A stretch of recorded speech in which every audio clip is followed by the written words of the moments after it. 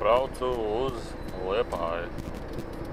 Es domāju, kaut ko klusāk pagriezt, bet es sapratu, ka mašīnu klusāk nevar pagriezt.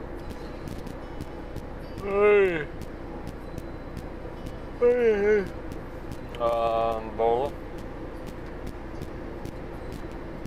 Nu, tu pēdējās dienās, šis video ir braucošais video viens no tiem retiem, kurš ir vēl plus mīnus gaismā filmēts, bet kad braukšu atpakaļ, tev būs tumšs.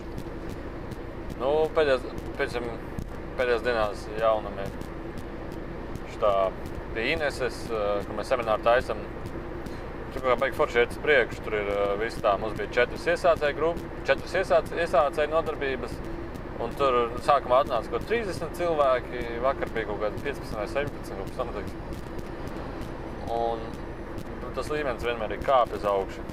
Baigi forši, un tad no malas tā vairāk neņem. Nu, nevis neņem, bet tie, kas sāka, tie arī pēc tam atbirst kāds tur, bet tas levels, kā lai saka, tieši tur tāds ļoti patīkams, un vēl bija ļoti forši, man patikās, tur bija puķes atnestas rozes, rozā rozes. Un tad, kad mēs tur visi meditējām, pēc tam čenelingojām, tur katrs pa pārējām, un tad beigās tās puķes riktīgi atplauka, tās rozes. Un tad bija tik skaisti, bet bija vairāk skaistums tajā, kad vispār tā enerģija tur jau tajā telpā izveidojās ļoti patīkam, un tad vēl tās puķes atplauka, tad bija tā, riktīgi forši. Ko es gribēju pateikt, kad pa visu tur runājot, ir, kad piemēram, ir cilvēki, kas ir tādi gaišāki, es nezinu, brīvāki, teiksim, tādi enerģētiskāki. Un ir tādi, kas ir vairāk domā, vairāk baidās un prāto visu laiku kaut ko tur analizē, skeptisko un tam līdzīgi. Un tā visa tā krāsainība baigi ietekmē to zāli, tā kā baigi iespaidojās no zāles. Un tad to, ja piemēram, atnāk tādi galīgi jauniņie, tad visi ir vienādā līmenī, bet ja teiksim, tur jau tie, kas ir paši sākuši čenelingot un atnāk kāds jauniņais, varbūt pašam jauniņiem vēl tā, ja viņš tur malā sēž neko nepieliek savu domu klāta vēl tā, bet daži jauniņi ir tā, piemēram, notiek čenelings, piemēram, kad es Enrico čenelingoju, un viņš sēž, vai tik tur nav kaut kas tur aizdomīgs, vai tik tur nav kaut kas tāds, un tā doma visu laiku, tas čenelinga laikā visu laiku nāk virsū, no tā cilvēka, un līdz ar to tas tā kā, ja viņš netic, ja viņš izvairās to, tad arī tie čuvaki tieši to rādīs, lai viņš tā kā apstiprina savu ticību sev. Kaut kā tam līdzīgi. Bet tā kā, ja citi cilvēki ļoti atvērti, ļoti pretīm nākoši, tad tas visi čenelings process ir ļoti gludi, iet uz priekšu ļoti gludi. Es teiktu tā, pat ļoti gludi, drīzāk tā, ļoti enerģētiski, ļoti tā pilnīgi, tā, ļoti patīkami. Un tā ir ļoti forši īpaši. Līdz ar to tās grupas, tās iesācēji, tad ir tā intensīvā. Un tad es veidošu 3. grupu nedaudz vēlāk, kad būs jau tie čenelingotāji vairāk, kāda ap 20.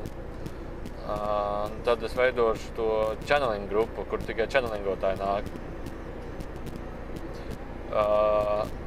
Un tie, kur ir čenelingotāji, ir viņiem mājaslapā. Vispār jūs, ja jūs nākiet uz nodarbībām, jums obligāti jāreģistrēs mājaslapā. Un mājaslapā tiem, kuriem tā čenelinga māksla, tiem, kur profils ir un, ja zem bildes ir tāds zaļš aplīts parādās, nozīmē, ka jums ir tā, vienkārši tie, kur sāk čenelingot, tie, kur čenelingo, es jums iedod to mājaslapā, lai parādās tā čenelingošanas tā ikoniņa zem profila bildes. Tas nozīmē to, ka viņš tā kā, nevis māk čenelingot, bet viņš ir čenelingojis. Un tas uzreiz tā kā iedos to, drīzāk tā, ka nāks tās čenelinga apmācības, tikai tie varēs pieteikties. Tās čenelinga, tur, kur tikai čenelingotāji nāk, tad tikai tie cilvēki varēs piedalīties. Un tad būs riktīgi jautri. Es domāju, taisīt atnāk, tur nekādas meditācijas, neko tādu, varbūt sākumā tādu vienu īso meditāciju beigās. Viens čenelingo, beidzam, nākušais čenelingo, beidzam, un tas viss vairāk tā priekš izpētīšanas, pieslīpēšanas, izprašanas, saprašanas. Un tas vairāk tā kā arī tajā es pats gribētu tā kā, mācīties vēl vairāk un vēl vairāk un vēl vairāk. Nezāk nāk to pirmās 2 klases iesācēji, tad intensīvajā bliežam vaļā, pielāgojamies enerģijā, un tad tie, kuri čenelingo, tad tā ir 3. klase. Un tad vienkārši visi savējie, tur kaut kādi 8, 6, varbūt 10 cilvēkus maksimums ņemt. un visi sanāk tā kā čalingot. Līdz ar to tad jūs labāk piereģistrēties mājaslapā, Miera mākslas lapā. Nu, parasti es pie video aprakstā ielieku apakšā iekšā. Jūs varat piereģistrēties, un ja jūs gribat tur mācīties, vai nākt ar nodarbībām un tur uz to 3. klasi tikt, tad vienkārši ieziet caur tam līmenim. Nu, un vēl viena iezīme, tie, kuri mācās čalingot, viņi tādi, oi, man neko nedod, man nekas nesnāks. Pēc tam pliež vaļā, tā kā maz neliekas. Un tad ir tā, oi, es domāju, ka man nesanāks. Jā, es domāju, ka nesanāks. Tā kā cilvēku ķermenis ir radīts, lai viņš to darītu, un viņš pēkšņi nesanāks. Tas vienkārši ir satraukums, iekšējas domas un tam līdzīgi.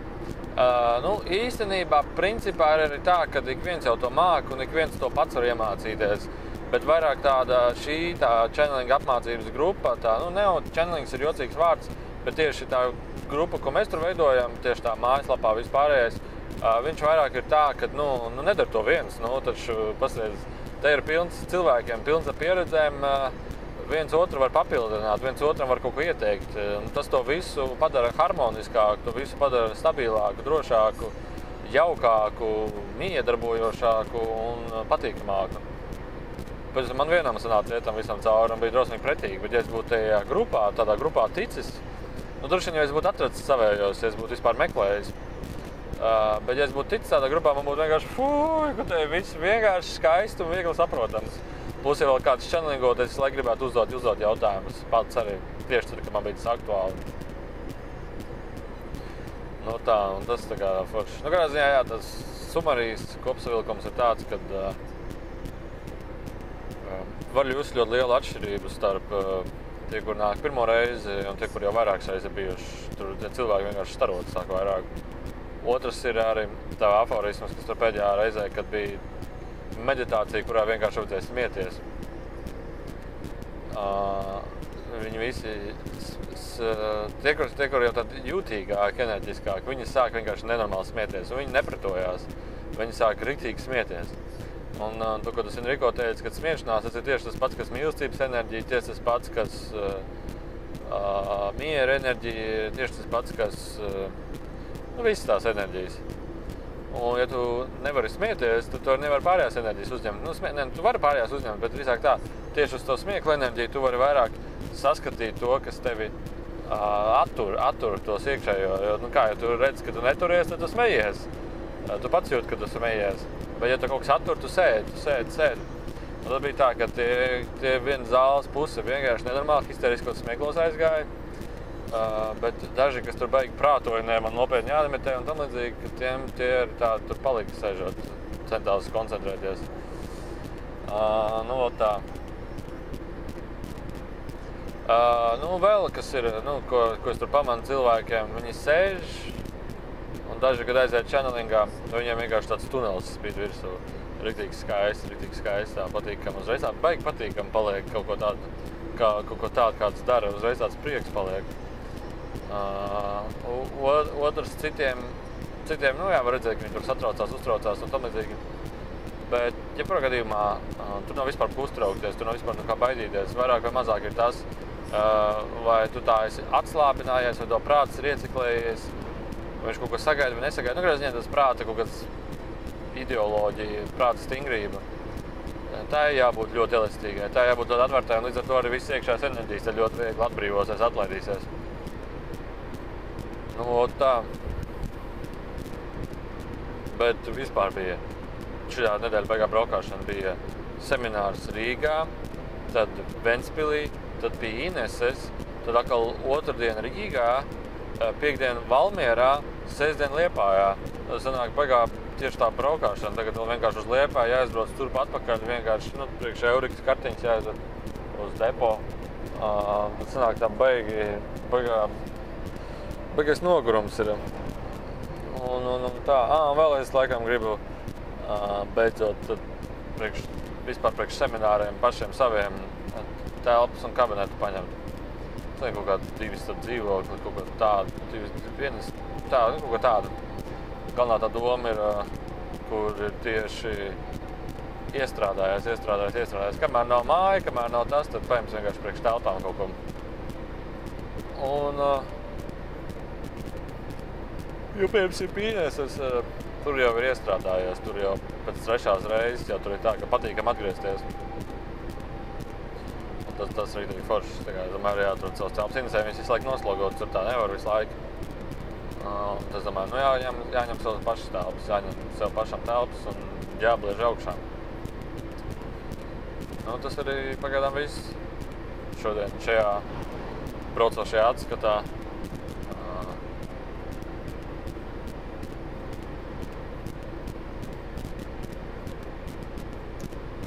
Es sev vienu lietu pamanīju. Tagad, kā es baigi satraucos vai sabīstos, man uzreiz zem ribām sāk durties vienā vai otrā pusē. Vienreiz vienā vairāk, otrais otrā vairāk. Un ir tā atkal bļāviens.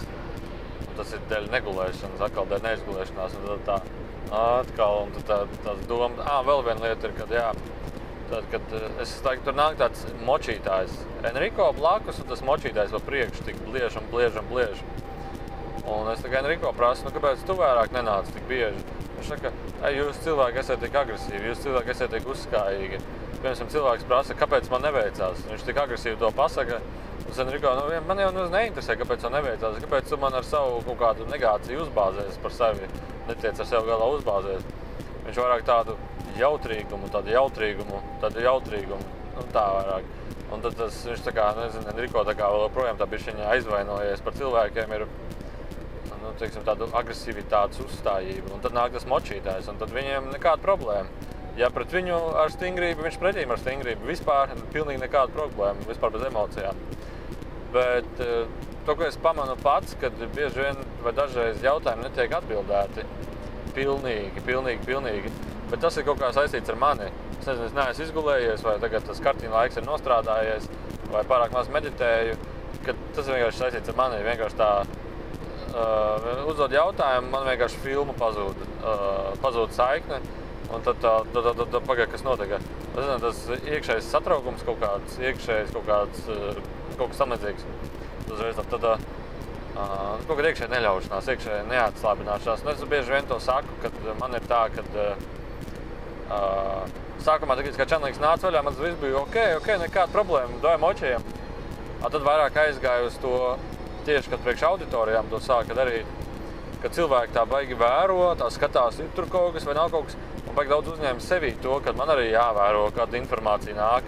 Un jo vairāk es sāku vērot, jo mazāk informācija sāk nāk. Un tad es tagad ir tas brīdis, kad es tā vēlreiz aizdomājos, un tā, jāsāk tā kā restarti sev uztaisīt, jāsāk tā kā sev to domas pašam atbrīvot. Bet tas nekas traks nav, tas īpaši tā netraucēs, ja pamana, kad ir tāds līmenis, tāda situācija, kad pagar restarts jāuztaisīt, jāatjaunojās un jāatgriežās tajā pagātnē, bišķiņ atpakaļ. Lai gan citi saka, ka tagad riktīgi precīzi močīšanas informāciju dod. Varbūt tas ir tikai mans redzējums. Precīzi tāda informācija iedos, varbūt tas ir tikai mans redzējums. Bet kādā ziņā ļoti nosaka tas vispār, kādas cilvēks to jautājumu uzdod. Tas ir ļoti būtiski. Piemēram, viena sieviete prasīja, kāpēc man sāp kāja bez mazojuma. Pasaka un viss. Un viņš tā, pasaka un viss, jā. Mēs neteiksim, kāpēc tev sāp vai nesāp. Jo jebkurā gadījumā, ja mēs tev pateiksim, vai tev sāp vai nesāp, kāpēc tev sāp vai nesāp, tu izveidos jaunu prātu konceptu.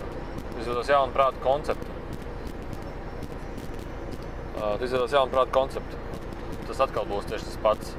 Tu vienkārši ir jāizprot, ko tās sāpes to grib pateikt, to jāsaprot, ko tās sāpes grib norādīt.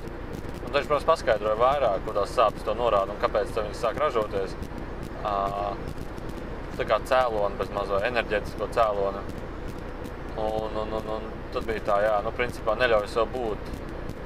Pats sev cilvēks dara pāri, un tad bija tāds aforisms, ka ja tu ļauj sev ciest emocionāli, tu ļauj sev bēdāties, tu ļauj sev baidīties, tu ļauj sev darīt pāri ar agresivitāti, kad tu dusmas uzņem un tam līdzīgi. Tad ātrāk un vēlāk tas fiziskais ķermenis, ja tu sajūti to nepatīkami sevī, tad ātrāk un vēlāk fiziskais ķermenis sajūtīs to arī sevī, kā sāpes, kā ciešanas. Un, kad tu darot pāri sev, dari pāri ar ķermenim. Un ķermenis to tikai fiziski sajūt. Līdz ar to kaut kā tā plašāk. Kaut kā tā vairāk cienīt sev, vajag vairāk rūpēties par sevi, vajag vairāk mīlēt sevi, vajag vairāk ļauties sev, vairāk sajust sevi, ko tu vēlies, vajag tiešām ļauties vairāk savam priekam. Priekam. Nu, un šis tad ir vēl viens atskats. Un mēs jau plānojamies vasaras nometnē. Un es ceru, kad sanāks iekrāt naudu, uztaisīt pāris guļamos vagoniņus. Un šogad ir tā doma, pēc šīs vasaras es sapratu, kas ir visvājākā vieta. Tā ir virtuve. Pirmā tā ir virtuve, riktīgi vāja. Virtuve, ja es uztaisīšu lapeni, es ceru, ka es uztaisīšu lapeni. Nojumi tāda, diezgan liela nojumi. Tajā pašā trušparkā iekšā. Un jādomā, kaut kur būs gāzes plīts un vienkārši gāzes balons. Un jāuztais vienkārši virsma. Un tad ēdienas svaigā gaisā tiek taisīts ar gāzi zem jumtiņa. Un tad, kamēr visi meditē, bija jau tā, ka tur ne visi meditē, kāds kaut ko citu gāja darīt, izbaudīt savu laiku un tam līdzīgi. Nebija tur nekāda stingrā programma. Kad arī tie cilvēki, kas tur blakām, viņi varēs iet palīdzēt, vai kopīgi taisīt ēst, vai palīdzēt, ja Linda taisīs ēst. Es negribētu, lai viņi taisa ēst, bet kopistiski iesaistīties ēst taisīšanā. Mēs, teiksim, to ēdienu visu sagādātu, saliktu tur. Un svaigā gaisā taisīt ēdienas un vienkārši, tas būs tik krūti. Un tas būs. To domāju uztaisīt noteikti. Nu, otrs ir, kas pietrūkst, man liekas, ir tā dušiņa un šitā dušiņa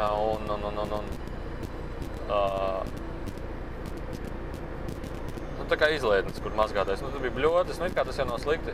Vajag uztaisīt tādu normālāku būdiņu tieši, kur ir, zobus var mazgāt, tur dušā iet, ja vajag vienkārši tādu higienas telpu. Moši, kur normāli toli tur iekšā ielikt, izdomāt. Tur var to gulēšanu, kaut kādu guļamo vagonu ar 2-stāvīgām gultām. Kādā ziņā tur kaut kādus 2000 eirikiem toču, tas viss ierakstās. Es domāju, ja tur daudz cilvēku sanāks, tad varbūt to pa vasaru atseks. Vai arī jo mēs pēc tam domājam visu laiku tur taisīt, jo tur vajag forša enerģiju, man vajag patīkās, un tur vēl dīķītis ir, to varētu izrakt dziļāk, kad pirtiņu moši uzblēst ātro. Un tas būtu baigi forši, tas būtu ļoti forši. Tad jau skatīsies, kas tur izveidosies sanāks. Un jātais bišķiņ garāk. 3 dienas tas ir kā minimums, 4-5, kaut kas tāds. Un tā, forši, riktīgi forši.